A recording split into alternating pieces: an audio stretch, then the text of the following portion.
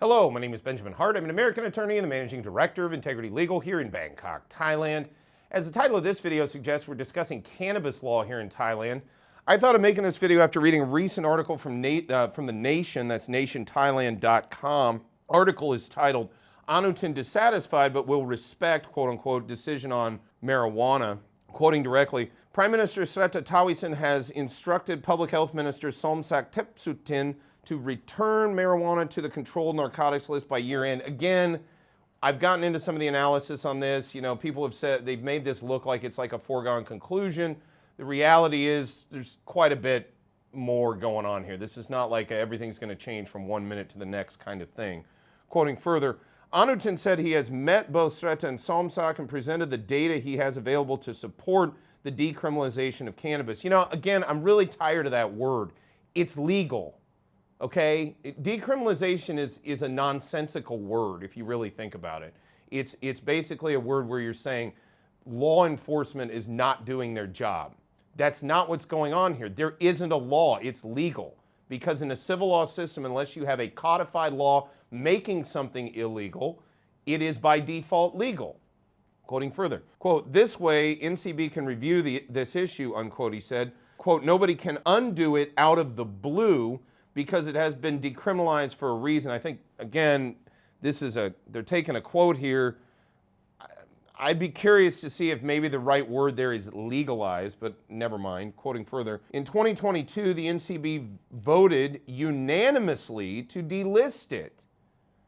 If the policy will be changed, we should hold talks. Quoting further, once the NCB voted to delist it as a drug 2 years ago, Anutin issued a directive as a public health minister to remove it from the list of Category 5 narcotics.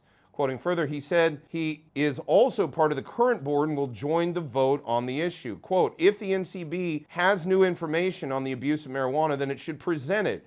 Don't politicize the issue because that will only result in the policy bouncing back and forth.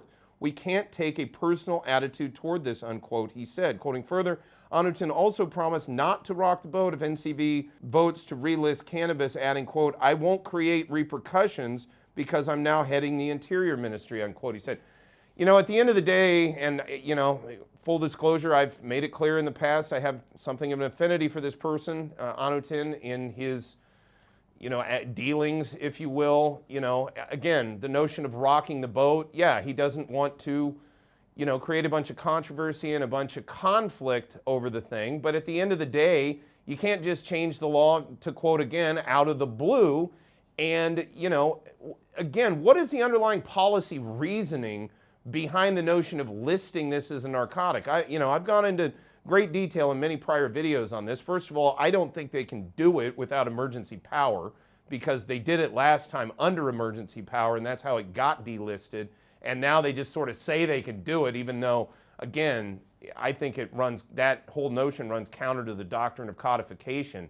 Leaving that aside, though, it's nice to see some cooler heads at least discussing this rather than, you know, speaking hyperbolically and, you know, talking about this as if it's some kind of horrible scourge on society, when in reality, from what I've seen, it's basically just something that, you know, some people opt to consume, some people don't.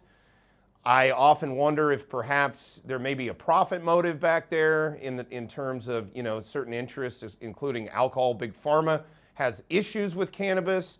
And again, it begs the question, why would anybody care that much about this unless they had certain interests involved? That being said, it's going to be interesting to watch. I don't think anything on this is going to change overnight. In fact, I think it's going to be a long, slow slog through all of this because, quite honestly, it is a minefield of legal issues, and those types of things just are not solved overnight.